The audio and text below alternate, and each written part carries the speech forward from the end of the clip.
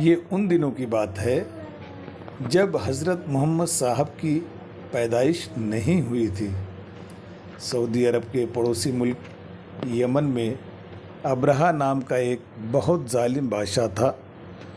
اسے اس بات کی جلن تھی کہ یمن کے لوگ حج کرنے مکہ کیوں جایا کرتے ہیں۔ اس نے کچھ سوچ کر یمن میں بھی کعبے کے جیسی ہی ایک عمارت بنوائی اور یمن والوں سے کہا کہ وہ حج کرنے مکہ نہ جایا کریں، مگر ابرہہ کی بات کسی نے نہیں مانی اور لوگ حج کے لیے مکہ جاتے رہے۔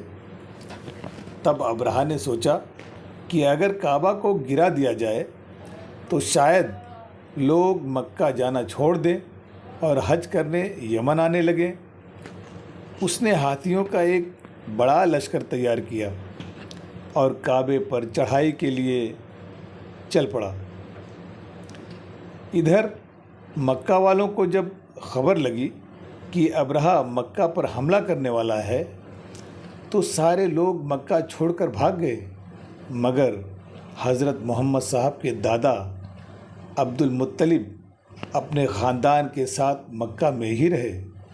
جب ابرہہ نے دیکھا کہ مکہ والے بھاگ گئے ہیں تو وہ کعبے کو گرانے کا ارادہ چھوڑ کر اونٹوں کی چوریاں کرنے لگا اور مکے والوں کے سارے اونٹ اپنے ساتھ لے گیا۔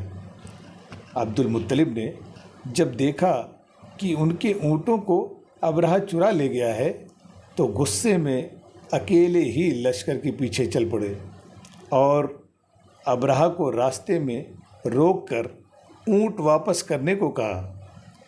تب ابرہہ نے ان سے کہا، کمال ہے، تمہیں کعبہ کی کوئی پرواہ ہی نہیں ہے، تمہیں تو بس اپنے اونٹوں کی پرواہ ہے۔ اس پر عبد المطلب نے کہا کہ اونٹ میرے ہیں، اس لیے میں اونٹوں کو لینے آیا ہوں۔ رہی بات کعبے کی تو کعبے کا مالک اپنے کعبہ کو ضرور بچائے گا اور تمہیں تمہاری فوج کے ساتھ تباہ کر دے گا۔ اونٹ میرے ہیں، اس لیے مجھے میرے اونٹ واپس کر دو۔ ابرہہ نے عبد المطلب کے اونٹ تو واپس کر دیے، مگر پھر پلٹ کر کعبے پر چڑھائی کے ارادے سے آگے بڑھا۔ جب ابرہہ کی فوج کعبے کی حد میں داخل ہوئی تو سارے ہاتھی رک گئے اور لاکھ کوشش کے بعد بھی اس کی فوج آگے نہ بڑھ سکی۔ ابرہہ یہ دیکھ کر غصے میں جھنجلایا اور لشکر کو آگے بڑھنے کا حکم دیا، مگر اس کی کوشش ناکام رہی۔ ہاتھی پلٹ کر فوجیوں کو روندنے لگے اور کچھ دیر بعد کعبے کے آسمان میں اندھیرا چھانے لگا۔ سب آسمان کی طرف دیکھنے لگے تو معلوم ہوا کہ آسمان میں ابابیلوں کا ایک لشکر ہے جو کعبے کے اوپر چلا آ رہا ہے۔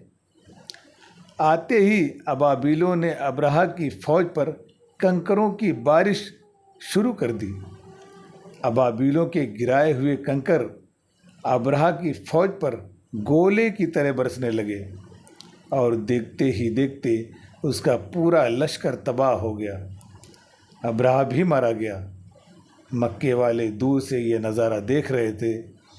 حضرت محمد صاحب کے دادا عبد المطلب کی بات سچ ثابت ہوئی، جو لوگ کعبہ کو تباہ کرنے کے ارادے سے آئے تھے خود ہی تباہ ہو گئے۔ دوستو، اگر یہ ویڈیو پسند آئے تو اسے لائک کریں اور چینل کو سبسکرائب کریں۔ شکریہ۔